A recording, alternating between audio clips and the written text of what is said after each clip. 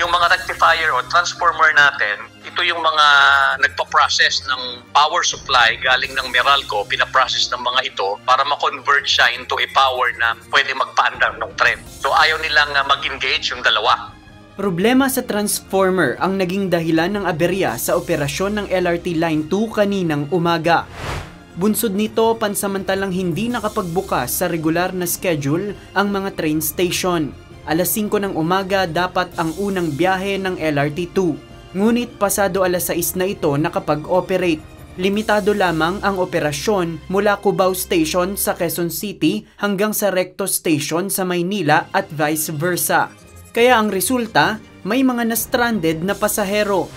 Paliwanag ni Light Rail Transit Authority Administrator Attorney Hernando Cabrera, nagkaroon ng problema ang rectifier number 5 at number 6 sa linya sa Katipunan. Alas 3 pa lang umano ng madaling araw ay meron ng tren na huminto.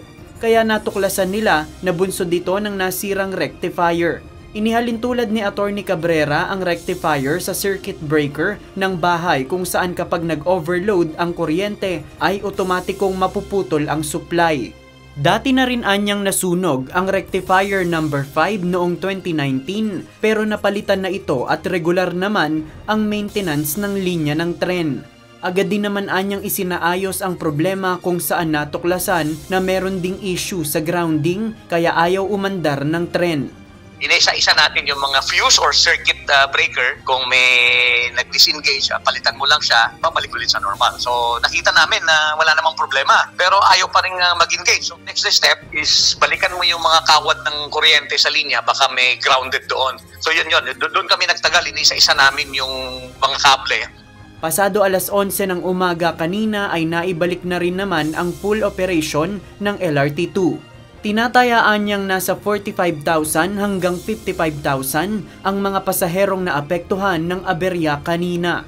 Natapat ang oras ng aberya sa pagbubukas ng tren kung kailan peak hour kaya maraming mga pasahero. Hirap po kasi syempre maraming mga nag-LRT talaga para mas mabilis yung biyahe. Kaso ngayon walang magagawa. Commute talaga, jeep hanggang Cubao. Lalo ako, malayo pa ako, tigas pa ako. 8:30 po talaga dapat, pero nag-file na lang kami ng half day kasi hindi talaga kami makasakay.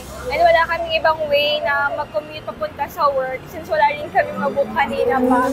Gusto kong humingi ng paumanin sa lahat ng mga pasahero natin na naabalan ng aberya.